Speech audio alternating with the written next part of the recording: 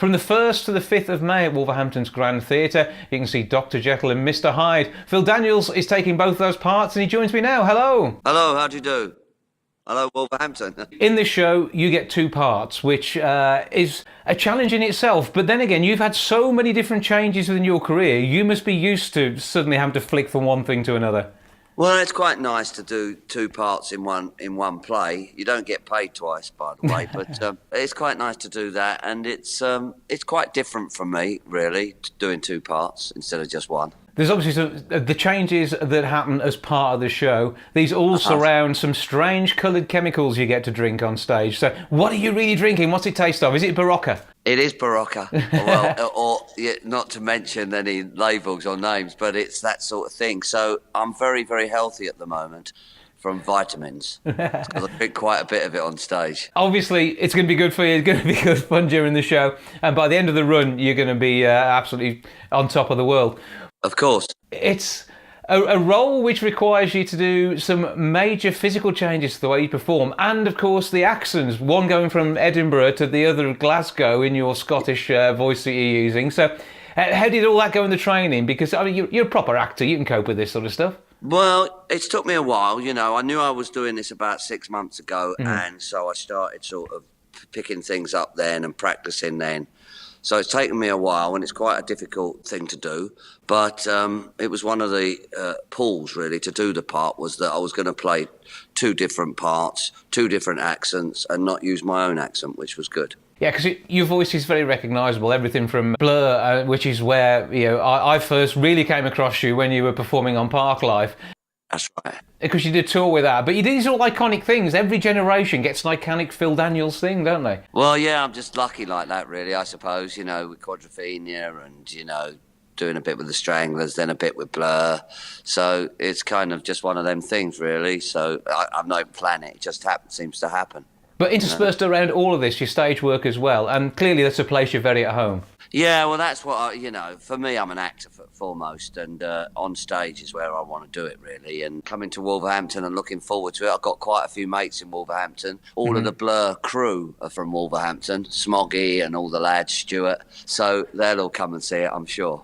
So you're going to bring your own audience as well. But obviously this is going to please audiences across the country, and in particular in Wolverhampton.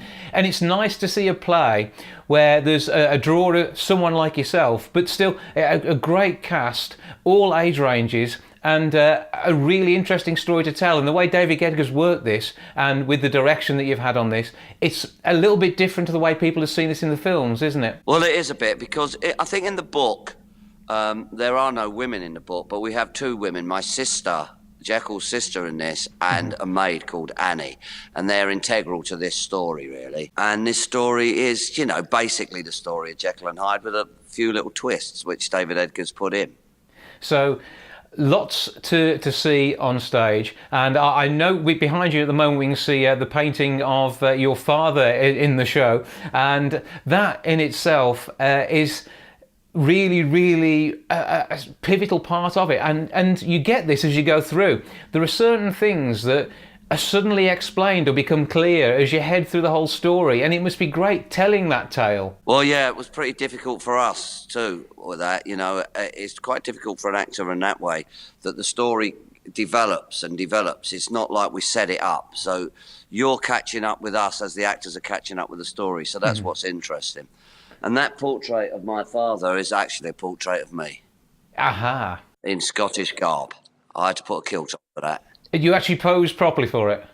Oh, yes, of course. And how does it work with all the bursts of colour for you as well? Because it's a very dark piece. And one thing I noticed when I saw it yesterday, obviously you've got the door to the laboratory, which is bright red, the bright red of the drink that you're consuming, and all the bottles which are part of the lab.